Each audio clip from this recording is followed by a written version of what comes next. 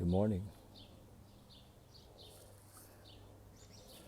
A beautiful day. I think I'm just going to turn a little bit this way. There we go. Hey, Jason. Two Jasons. Hi, buddies.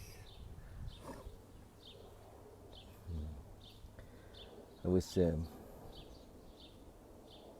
I was thinking this morning that, you know, I never know what I'm going to speak about. I literally, and often as I'm getting ready to come to my beautiful backyard, and I'm, I'm just trusting that something will come. And today, it actually it didn't come until I had the phone in my hand. Hi, Justin, and was typing out, what I was going to say, and so it's about story. The mind is where.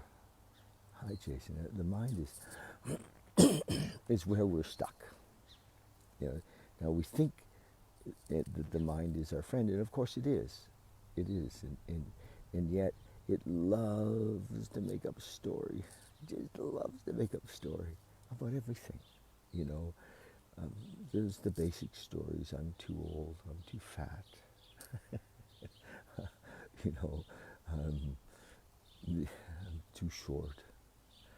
I'm too smart. and but it makes up a story about everything, and we're kind of stuck in the story. Hi, Jilly. So we're stuck in the story. I don't want to be alone. Or you know, is he the right one? Is she the right one?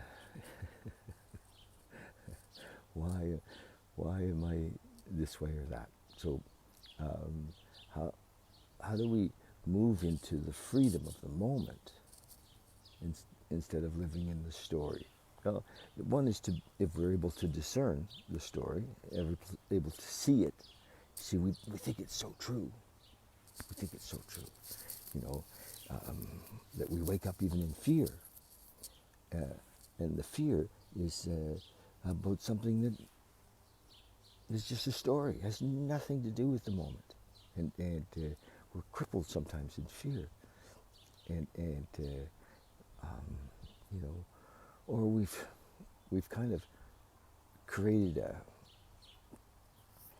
a reasonably comfortable story to live in, and where we isolate a bit, and we don't upset the apple cart, and we're not likely to do anything too out of the norm, and somebody else has written the script, if you will, and so story. Watch for it. Just watch for what is your story, and let it go. Just drop it in each moment. Hi, Tracy. Just drop it in each moment.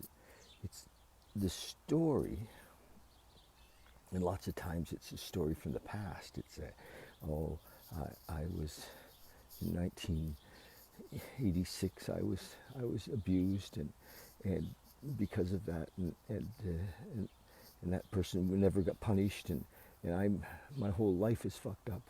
We have a story, and we live in that story, and we say that's us, and we live in collective stories, stories if depending on our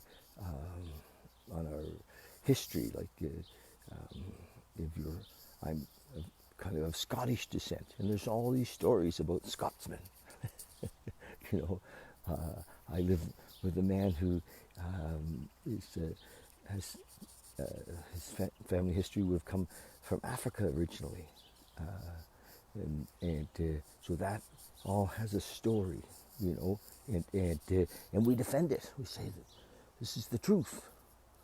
This is who I am. Hi, good morning, Tracy. So just watch the story, the collective stories. You know, we're poor, we're, we're Albertans. And those guys in Ontario are messing with us. You know, it's a story. Just watch, and people get all excited about it and say, oh, well, we'll show them. It's a story.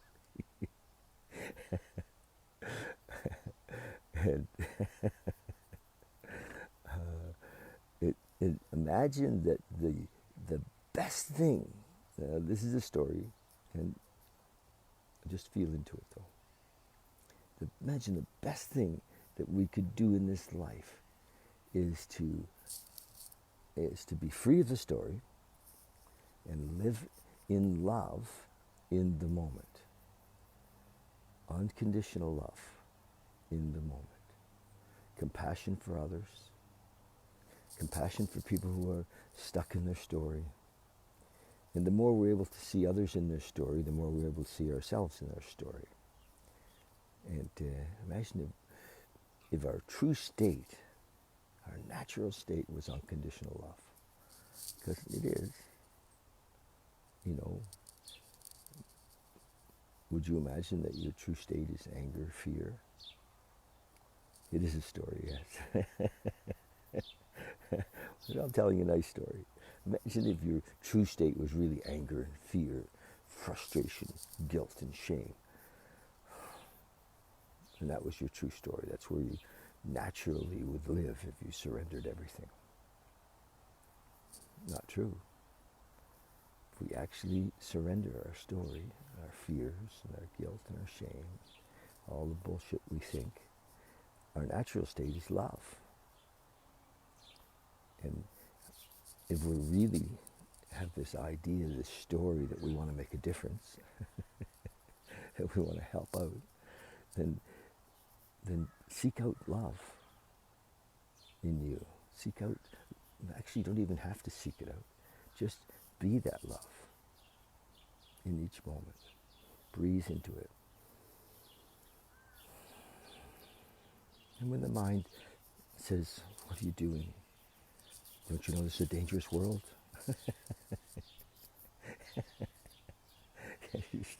Just let go. Just let go. Step one is that we're crazy. Our lives are unmanageable by a crazy mind. So we have to seek out, if you will, or be in the moment where God is in this moment. And we feel the essence of God because the essence of God is in us. That's our natural state, and God is love. And so watch the story, you know. Look how it racks through our bodies sometimes, you know, makes us sick. Okay. Everything is perfect in this moment. Everything, nothing is missing, nothing. Just breathe into it.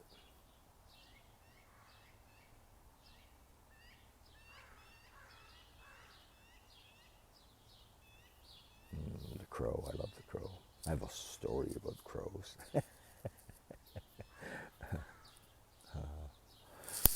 Okay, I'm going to do the reading. See what it says. I have no idea. It may say something about story. I think is it the 12th or the 13th, you guys? What's the story on the date? I think it's July 13th, isn't it? Okay. Is anybody there? All right.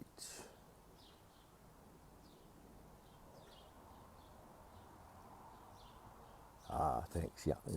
Thanks, Jason. Well, I'm open to that page. July 13th. This is from the 24-Hour Day book, and it was written in 1954 by a man who was obviously, I forget his name, but his story was that he wanted to create kind of a daily inspiration for people.